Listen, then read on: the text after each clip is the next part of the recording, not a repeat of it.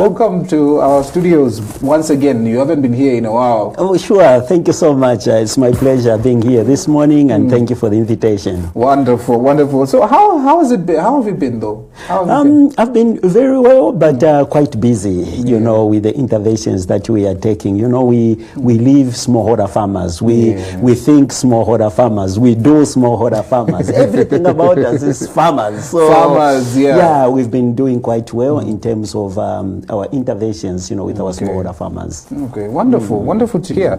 Now, just to get right into it, Yes. So I'd like us to look at the agriculture sector in Zambia. So how are we looking? I think we've had some years, successful years, but again, we've had, you know, some challenging years.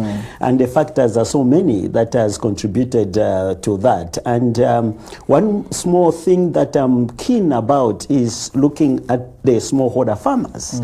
Yeah, because these are the people that contribute so much in terms of the production, you know, levels and of various, you know, commodities. And we've seen for quite a long time farmers have not been progressing, and this is something that touches me because I've worked in this sector over 21 years as an extension, you know, worker directly involved, you know, with smallholder farmers in the farms in the rural areas and so on. I think we are not doing well in terms of bringing in certain particular interventions that will be able to raise, you know, the production levels of our smallholder farmers, because they think that being small is enough. But and you know, looking at this also is when you look at some of the terminologies we use, because you know, we have distinct, you know, farmers in terms of smallholder farmers and commercial farmers. But when you look in a nutshell, you see that even the smallholder farmers are commercial because they've been selling food, I mean, various commodities, and they've been contributing to the food, you know, strategic reserve. So I think we need to change the narrative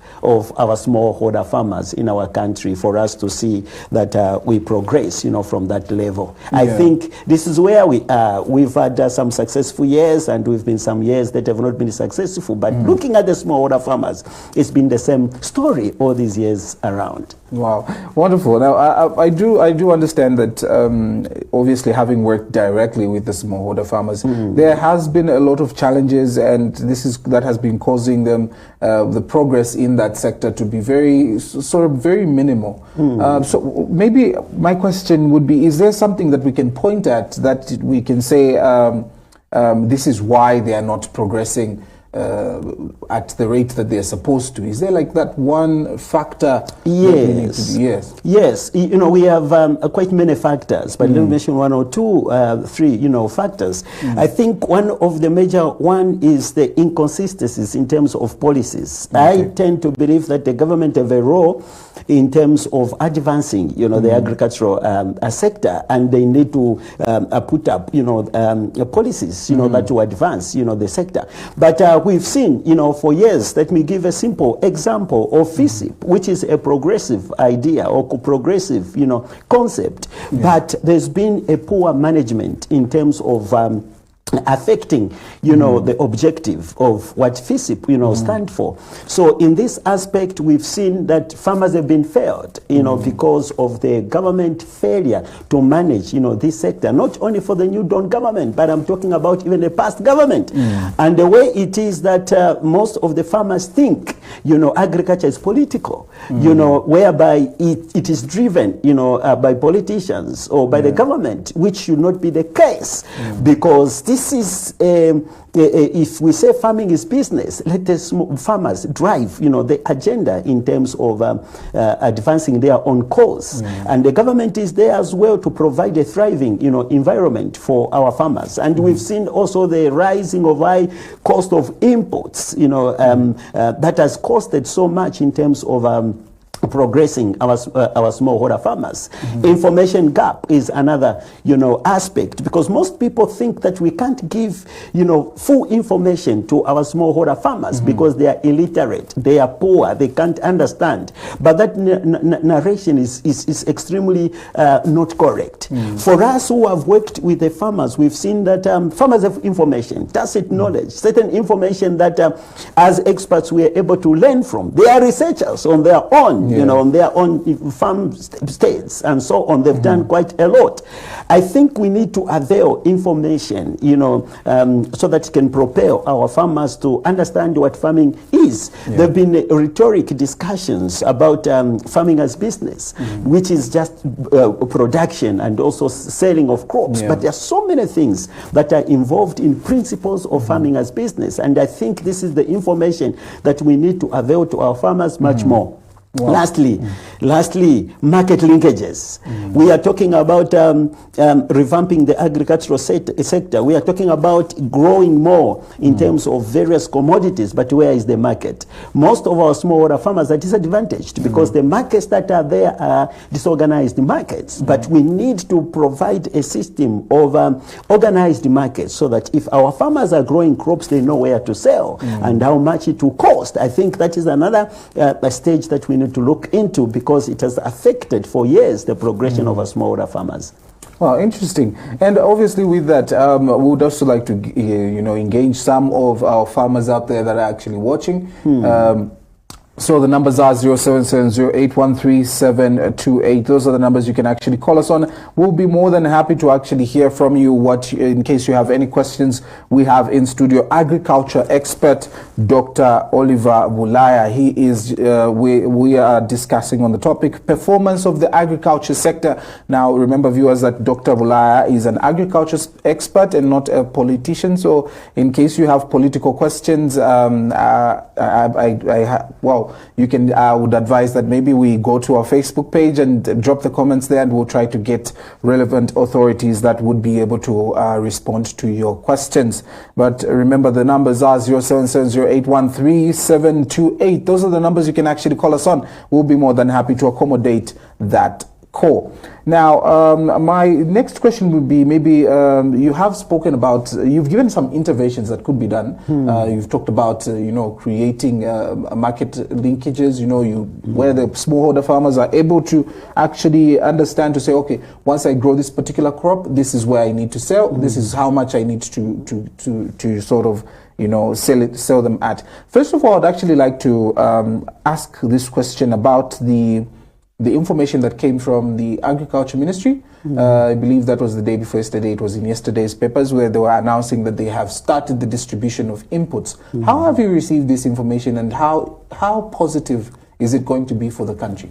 Thank you so much. As a country, we need to progress. And if you look at the 8th National Development Plan, underpins agriculture as one of the spinner in terms of developing our country. Not only that, we've had so many other policies, so many other, policies that are there, in terms of progressing, the agricultural sector.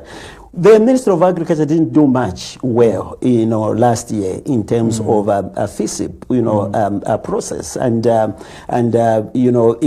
brought a lot of discomfort, amongst our smallholder farmers. So when we see that the minister, flagging off in terms of the distribution of fertilizer or imports and so on, I think that is a good way. We need to learn. Mr. Kondwani, this time around, farmers are desperate for transformation of the agricultural sector. And the New Dawn government came in based on the challenges that the farmers, were facing. And I tend to think that they have no time, they have no honeymoon, because we need to revamp the agricultural sector, and so much is needed to be done. So if this process is started, we hope and pray that these fertilizers will be in the hands of the farmers. Even by August, farmers will be able to have the fertilizers, because that will be able to jack up in terms of production levels. I was amazed, because this year I was expecting, poor, yields of most crops, looking at climate change, effects of climate change, ravaging effects, like floods, and also in terms of dry spells, and also late delivery of these imports. Thank God that we are having, the harvest that the minister announced to say we are going to have moderate or bumper harvest and so on. That was news or a miracle, to some of us who are so much, follow what is happening on the ground with farmers. So now, as the ministry or the minister, being the father, being the head of the ministry, learnt from the lessons of last year, and they've triggered in terms of early distribution of inputs, I think that is the good way to go. And we need to commend the government for that. And this should be sustained by ensuring that these inputs are in the hands of the farmers before the onset of the rains. That we cannot, misplace. Okay. Now, coming back to interventions, I would like to find out from you what are some of the interventions that you have done as a private sector, obviously, to try and just ensure that production levels you've tried to improve this production levels of smallholder farmers? Yes, thank you so much. This is not the only responsibility of the government. I think, many times, the president of this country, Mr. Hakainde Hichilema, is talking about government working together with the private sector. We have a bigger role in this aspect in providing markets also. The private sector have a bigger role. The government cannot provide markets for all the commodities. So in this case, we've done quite a lot. Talking of the organization I'm coming from, and the organization's conservation farming unit, I've served for all these years before the program came to an end last year. We did quite a lot, and we are still doing a lot of interventions in terms of conservation farming technologies, or interventions we refer to as climate smart agriculture, all the way from 1996. Zambia is on the top through the private sector in terms of advancing, even regionally, in the region, advancing, climate smart agriculture interventions, so that our farmers can be able to farm sustainably and gain income out of what they are growing, looking at the ravaging effects of climate change that has dwindled much of the production levels of our smallholder farmers. So what we are doing now is, in the aspect of promoting climate smart agriculture, we are promoting what we call economic smart agriculture as well, because we are bringing in aspects of farming as business. We are bringing in aspects of how our farmers can adhere or understand the principles relating to climate smart agriculture, as well as principles of farming as business. Because business, like I've mentioned, has been just a rhetoric. Farmers talking about farming as business, but they don't know what is involved in business. So we are bringing in these interventions closer to where farmers are, through what we are referring to as small groups, dynamics, where we've identified, where we are training about 100 farmers in each district. We started with Kawe, where the Minister of Central Province, Honorable Credo Nanjua, launched our activities under the Niger Consultants and Training, where we are training 100 farmers so that we can raise them into self-sustained and commercially viable farmers by following the principles of climate smart agriculture and economic smart agriculture, and also providing, solutions to those challenges that I raised in the first stance. And I think that we need much more of these interventions, by the private sector, the seed companies, the chemical companies, the fertilizer companies, and all these, so that we work together in unison to ensure that we help out our smallholder farmers. Wonderful, wonderful. Now, you said your organization is called Renegia Consultancy and Training? Yes. Okay. Yes. Okay. So I just wanted to make sure that I pronounced it correctly. You are right. You are right, for sure. So obviously, like you have said, you were able to start your activities in Kabwe and just ensuring that you train 100 farmers in each district. Yes. So my question would be, how are the farmers themselves responding to this intervention? It's Mostly, you know, we do these interventions because you have money, you have the funding, Yes. you know. For us, when Conservation Farming Unity bigger project in terms of promoting of conservation farming came to an end, last year we took it upon ourselves using media as a tool to advance, you know, training on climate smart agriculture and economic smart agriculture interventions. Apart from that, we undertook this project we are calling National Comprehensive Farmers Business Training, which we are rolling out in all the districts, in all the provinces in Zambia. And we started with Kawe, and last week we were in Mpongwe, and we will be in Mukushi on 22, and the program is set, you know, for July and so on. What we are trying to do is this, that we do not have the resources. So farmers are paying for the service. They are paying 300 kwacha. And in this 300 kwacha, those who are willing, they come for this training, and then we provide them training in terms of the topics that we've highlighted, as well as also providing them, you know, monitoring aspects. It's not just a matter of training. And the training approach that we are undertaking is unique because mostly we talk to the mental faculty. We address the mental faculty of these farmers, but we are saying they have this information. But we are trying to bring in an aspect of a human being being dichotomy or trichotomy, meaning he's got body, soul, and spirit, or spirit and body. So we would want to take an advantage of holistic approach, where we would want to address a human being as they are. And in our project, in our program, we've brought in an aspect of farming as a project, where we are bringing an aspect of life is a project. We have a lifespan. We don't live forever. We have a short lifespan, and they say life begins at 40. Let's evaluate and be accountable of our own lives. What have we done as farmers that, you know, we are able to point us at and say that we are progressing, you know, in our farming endeavors. So these are some of the challenges that we are bringing to our farmers, so that they can see themselves where they are, what they've done, and where they need, you know, to transform, you know, their operations and so on and so forth. Then from there, that's when we are bringing in the aspect of farming, you know, as business. So we are doing this, and the response is overwhelming. We've received quite, you know, tremendous support from farmers, and not only farmers, even other stakeholders that we are working with. Last week we had IDE on board that also, you know, cemented our training in terms of farming as business, you know, to our stakeholders, and many other companies, CDCO, were on board from all these trainings that we've had. So we need much more of these, you know, collaborations, the synergies, so that we advance the cause of our smallholder farmers. Wow, interesting, very interesting.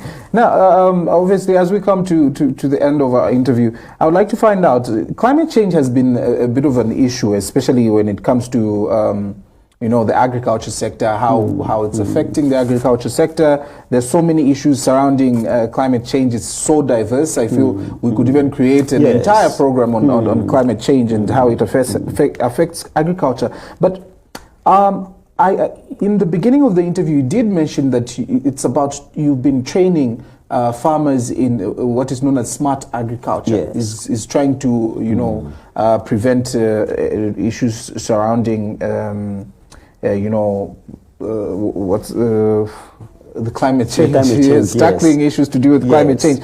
My final question to you is, first of all, are farmers adopting, farmers in Zambia in general, are farmers adopting a resilient farming methods? And what should be done in case they're not adopting, there are farmers that are still resilient to adopting these farming methods? What can be done to improve the adoption levels? Thank you. That is a very good question. You know, climate change is a phenomenon that is affecting, you know, the agricultural sector, you know, badly.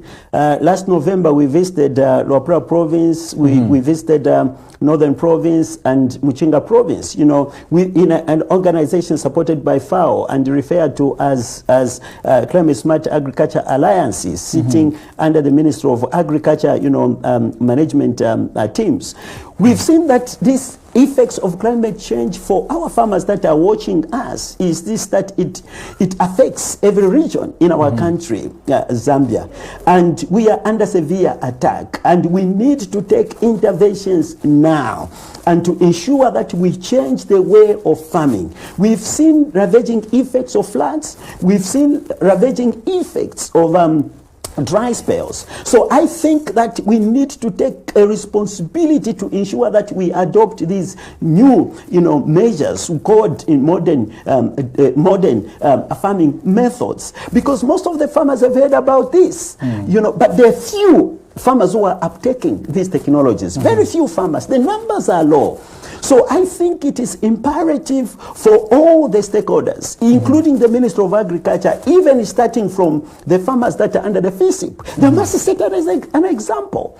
They have to set as an example in terms of farming, using conservation farming technologies. We have the Ministry of Green Economy and Environment. I think we need to see much more collaboration with the Ministry of Agriculture, because 80% worldwide causes of climate change are caused by farming, poor farming methods by farmers. So I think we need much more collaboration and ensuring that we reach out to our farmers. And the ministry should be talking about this. I'm not hearing much more talk about, even when we talk about fertilizer distribution, the minister or other, interested parties in the government talking about farmers engaging into climate smart agriculture. I think it is not the responsibility of the Minister of Environment alone, and it's not the responsibility of us, the private sector alone, the church leaders, the traditional leaders, the community leaders, the religious leaders, the government leaders. I think we need to take a responsibility. The population is growing, and the ravaging effects are extremely high. So we need to talk climate smart agriculture now. We need to take interventions now. We have no time to wait. If we wait, whatever we are doing now is impacting on our future generations. So it's time of transformation of the agricultural sector by farmers adopting resilient farming methods. Oh, very interesting. Thank you so much for actually sharing that, very insightful information with us, Dr. Bulaya. And I'm sure farmers out there that have been watching have gotten one or two bits and pieces here and there. So let's say if they want to contact you, they would like to find out more about your consultancy firm, where would they have to go, or what numbers do they need to call? Yes, our office is based in Kapiri Mposhi. That's where our office is, just adjacent to Home Affairs, offices there. And they can call me or reach out to me if you'd want to get in touch with me on 0977 72 79 78. 0977 72 79 78, and I'll be very happy, to talk to some of you, our farmers. Wonderful, wonderful. We were just having a conversation with agriculture expert Dr. Oliver Bulaya, who was in studio with us, and we were discussing, just having a review on the agriculture sector in Zambia. He has given quite a number of interesting points, and we definitely hope that one or two of our farmers out there are able to actually pick on a few things that they could try in case you haven't gotten as much information as you feel you need. Remember to actually